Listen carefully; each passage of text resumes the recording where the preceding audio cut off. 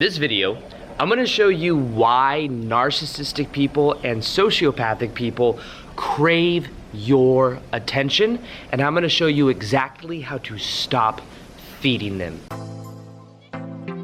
Welcome back to another video.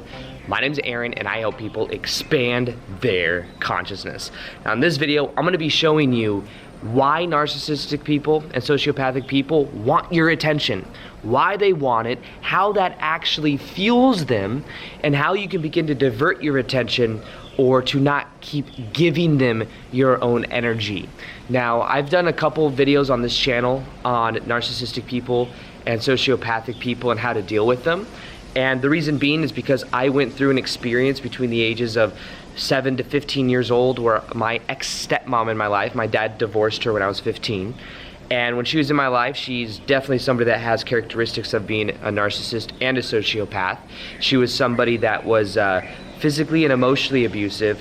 It was always about her, and she was very manipulative. So, for example, if I wanted to, it's almost like whatever I wanted to do, she would control and make sure I would do the opposite. So for example, it would be like, oh, I want to go to some band camp tournament. Well, if she knew that I wanted to go to that band camp tournament, she would tell me that I got in trouble for something really dumb, like not cleaning something properly or saying I did something I didn't do, and then I wouldn't be allowed to go. So what I would have to do is I'd have to be like, oh, I really don't want to go to that band camp tournament because I haven't been practicing or something like that. And then she'd be like, oh, you think you're not going to go? You're going to go. It would be the exact opposite of anything that I would want to do. And she was, you know, if you've listened to my stories or you've watched my other videos, then you've seen the kind of experiences that both my brother and I had to go through. Many times we were locked outside of the house and we had to just do chores. We weren't allowed inside of the house. My dad was a firefighter, so he was gone a lot. When she was gone, we were outside working, and we weren't allowed to eat very much. So both my brother and I were very skinny up until 15 years old. My brother was 13 years old. My dad divorced her. Then we were allowed to eat what we want. We were allowed to have friends again because we weren't allowed to have friends during that point of our time. We were brainwashed against not wanting to be around our mom, because anytime we go to our mom's house and come back, we would get punished for something. And eventually we decided, oh, well, don't want to go to mom's house, because if I go to mom's house, come back, it's going to be a lot of pain. So there was definitely a level of brainwashing going on, and the kind of characteristics that she had was always, in a way, controlling things, and also just making it so that our life was harder. And it was almost like having somebody that was like a drill army person or something like that, drill sergeant. And it was just a very difficult time. 15 years old came around, my dad divorced her, then we're allowed to have friends, so we were able to learn how to socialize again, and we were allowed to eat the kind of foods that we want. We were allowed to watch TV, something that we didn't do between 7 and 15 unless we were like sneaking it, like we were watching kind of like in the living room trying to sneak watching TV or something like that. What we would do sometimes is when they weren't home, if we were able to sneak inside the house, my brother and I would take turns watching TV. We'd have the remote on with the last button on the last channel in case somehow they were able to find out which was the last channel, like that we were on a different channel. And then what we would do is when we saw someone pull in the driveway, push the last button, turn off the TV, and run outside. So we'd get work done and then go do that. So the reason I share this is kind of paint a picture for you to see that I've been through this kind of experience. And one thing that I've noticed is that narcissistic people and sociopathic people, they crave your attention. They want your attention. And the reason they want their attention is they may not know this consciously, but anytime somebody is focused on someone else, that person that is focusing on someone else, the person that's being focused on is receiving energy. They're receiving energy. So even and especially when it's something that's negative, think about it. If something negative happens, you really take someone's energy, because that person is constantly thinking about what you did and how angry you are that it happened. And because of that, what happens is you're constantly sending that person energy. That person can then feel it. So what happens is, doing something negative and having someone continue to run it over in their mind, that person will continue to send energy to the other person, maybe not even knowing it, but playing a certain role, and that continues to fuel them. Now, I remember a specific scenario of this, and just I have a video that's on why narcissists and sociopaths don't get their karma, and I'll go ahead and link that. I'll link all the narcissistic and sociopath videos below and how you can deal with that and distance yourself from it. They'll all be below, but there's one on why they don't receive their karma.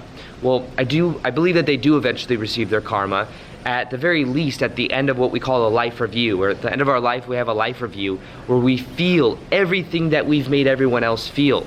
So my ex-stepmom that now is doing everything she can because my dad divorced her, she's doing everything she can to make my dad's life hell. And she lies to courts because, for example, my sisters, I have 2 half-sisters where that's their real mom. So they can't really get out of it the way that my brother and I did, because my brother and I aren't related to her biologically. So it's easy for us to distance. I never have to see her again.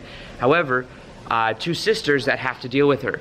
Now my dad is and has been dealing with that because of my sisters. It's like there's this tie to where he still has to deal with my ex-stepmom. Now my ex-stepmom will lie to the courts. She will try to trigger my dad. She's just extraordinarily manipulative and a compulsive liar as well. Compulsively lies about everything. The funny thing is, if you were to see her and the way she is around people in public, you would have no idea whatsoever. She will pretend to be the nicest person ever.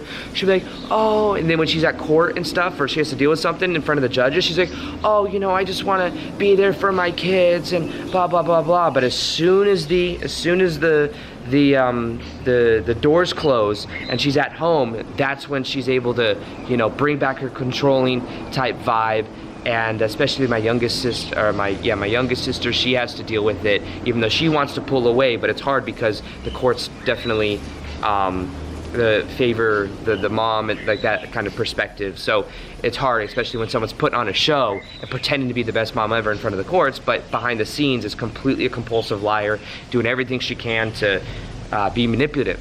Now, my dad one time, the reason I say that is because my dad one time, many times, has to go to these little court things, and when he goes, what happens is he has to talk to maybe a mediator or some type of person. And what happens is sometimes he'll be sitting there with my ex-stepmom, and she will just be trying to get into him, try to like trigger him, and she's done it many times with different, anytime she'll try to trigger him to get him to a place to where there's like some type of altercation. And he tells me about it. He's like, yeah, she'll just say this, it's just blah, blah, blah, blah, and trying to trigger him. And I told him one time, I said, try this, because I know how it works. I know how the energy dynamics of it works. So I tell him to do this.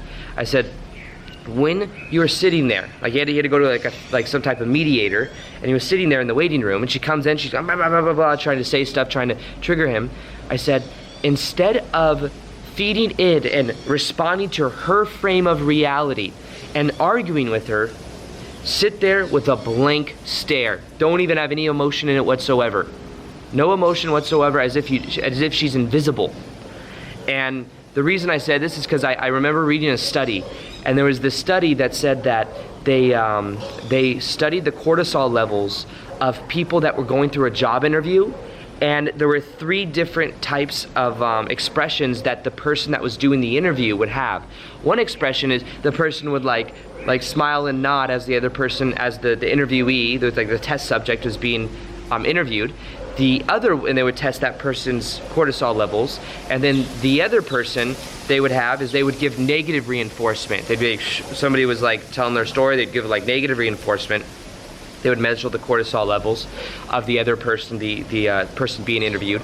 And then the third one, they would have no expression. So the person being interviewed would be telling, on the point, trying to get the job and answering questions, but the interviewer would have no expression whatsoever, like this, the whole time. Well, guess which out of those 3 the person had the highest level of cortisol, meaning the stress hormone? They were more stressed out when there was no expression whatsoever, because when we don't know what to think, when we don't know what someone else is thinking, and there's no expression there, no response to the frame that we're putting out, it's very stressful. It's very uncertain. We don't know what's going on in that other person's mind, and therefore it increases our cortisol level more than if someone was given negative feedback. So think about that. that's what I remembered. So I told my dad, I said, when you go into this, just pretend like she's not even there.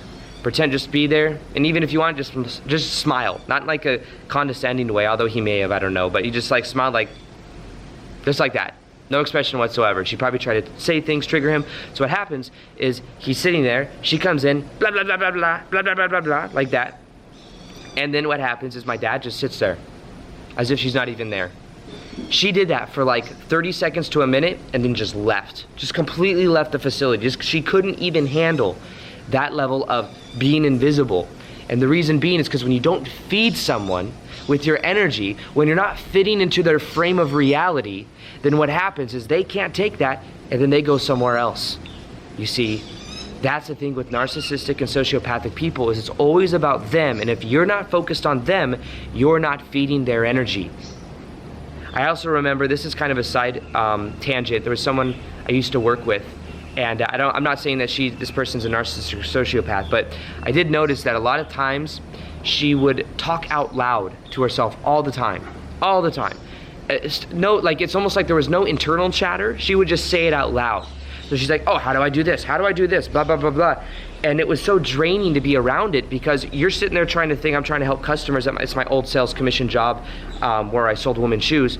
And she would always be I can't figure out how to do this and this and then. And I remember when I first got hired there, I was trying to help her with everything she was saying, because I was just now getting to know her. I didn't really know her. I didn't know that's just how she is.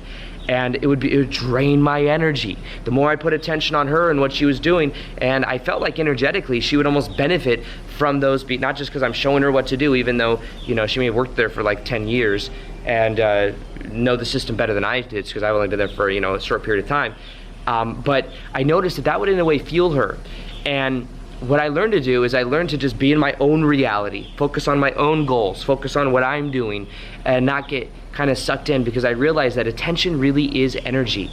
Now, here's the thing. Wherever you put your attention, you are putting your energy in that direction. If you're reading books from an author, you're connecting to their energy. Your attention is connecting to their energy. If you're listening to certain videos, then you're connecting to that person's energy.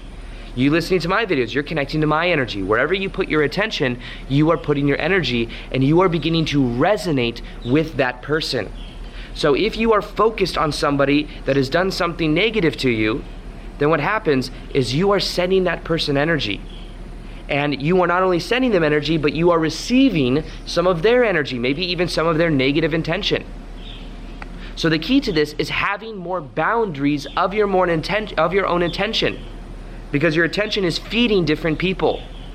People may try to take your energy. They want you to focus on them. And if you get angry, if they were to, let's say, somehow abuse you, you're sending them energy even way after this situation may have happened, and you're losing energy. It takes energy to think about those kind of things and to feel angry about it. And that sends energy to that person. And that's why we have people that act out violently against other people. They may remember that forever, and always subconsciously they're sending that energy to them every time they think about it. So what is the key to this? The key to stop sending energy, and the reason they crave your attention is because they crave your energy. That's why. So what do you do about it? The first thing, the most powerful thing that I found to do is to forgive. It's to forgive. Forgive them, for they know not what they do. When I look at my ex-stepmom and how manipulative she is and how emotional, how controlling she is and how abusive she is, she's like that because she may have been treated a certain way when she was young. She's acting out a pattern. She's unaware of what she's doing. And because she's unaware, it doesn't make it right, but it does help me understand it more so that I can forgive. Because if I didn't forgive, I'd be carrying that energy around. And I did for years. Even after my ex-stepmom, I had someone in my life that was always reflecting back that level of control back to me. Because I hadn't actually completed it within myself. I hadn't actually forgiven her. So I forgave her, which means I still have boundaries. Doesn't mean I'm ever going to go talk to her again. But I forgave her and just let her be. And by forgiving and let it be, I'm then able to forget about it. Now, of course, I bring it up so that I can talk in these videos about it, because the thing is many people are going through similar things. And if I can share my story and it helps other people realize, hey, I went through all these things in the past and I came out and live a high vibrational lifestyle and love my life, then you can too. It's more relatable than me just talking about the good things that, oh, I've forgotten about all of this. No, I bring it up because I want to help you to do the same type of thing. maybe you've been through, you know someone that's narcissistic or sociopath. Trying to get out of this, I'll back this up a little bit. So maybe you've experienced it in your life where there's somebody that's controlling, that's taking your energy. They can't take your energy unless you give it to them. Just that you might be patterned into giving it to them. Now the key to this is developing the boundary and knowing that you don't have to fit within their frame of reality. The video I did that went viral, that I had no idea would get so much attention, is the why narcissists and sociopaths don't get their karma. In that video I talk about how they are playing reality according to their frame. When people are responding to their frame and they're playing maybe the victim role, they're playing the other role, then it keeps the energy dynamic going to where the karma can't happen. The karma can only happen when the roles are stopped. And the way that you stop the role is you take your power back. Maybe you create better boundaries. Maybe you create better boundaries and you become aware of it. And that boundary is a sign of love. It's a sign of love to yourself, saying that I don't deserve to be treated this way. And by then forgiving that other person and then just being in your own frame of reality, you stop feeding them energy. They will go and they will look for someone else to take their energy, for them to take energy. But you can just focus on yourself. And as you focus on yourself, then you start to gain your energy back. So realize whatever you focused on, it's a two-way mirror. You're sending them energy and you're also resonating with it. So the key to this is to stop focusing on them, to completely stop focusing on them, to stop feeding your energy to them, to stop being angry about it, emotionally charged about it, and to hold your own frame of reality. And an extraordinarily powerful way to do this is through a process called Ho'oponopono, which allows you to heal your own energy field and also to heal and to, in a way, start to see that person in a new light, which can then also affect them in a powerful way. Ho'oponopono is an ancient Hawaiian technique. It's extraordinarily powerful. It's 4 simple staying. Anybody can do it. And what I created is I created a meditation you can listen to. I recommend you listen to it for 21 days. I think it'll absolutely transform your life. It has to do with the notion that we're all connected. So when you heal your vision of yourself and you heal yourself, you also heal the other person. And when you see that other person as whole and complete and you see them as being healed from their narcissistic or sociopathic tendencies, that's when things begin to change, because I believe that narcissists and sociopaths are victims themselves. They are people that are unaware of what they're doing. Some people say it's a mental disease, and very well could be. You know, if we remain like they're the bad guys, they're the villains, then guess what? It's keeping that frame of reality going. You know, people are the way they are because of their past. People are the way they are because they're doing the best they can with where they are. So the idea is to understand that, and to understand they may just be playing out an old pattern, so you can forgive. And Ho'oponopono is the most powerful process I found for letting go of that energy. You let go, and you also heal many different areas of your energy body. So it's extraordinarily powerful. The meditation below, I'll link in the top of the description box. I recommend you listen to it for 21 days. I think it'll absolutely transform your life, especially if you commit to it. Read the comments to see what is possible there. A lot of people message me saying thank you for it and that it's really changed their life. So wanted to kind of let you know about that in this video because it seems so relevant. Other than that, could you do me a favor? If you like videos on very specific topics like this, could you hit that like button and let me know? It lets me know to do more videos that are a little bit more niche like this, but maybe it's something that gives value and adds value to people. So with that being said, hope you enjoyed this video. Peace, much love, and namaste.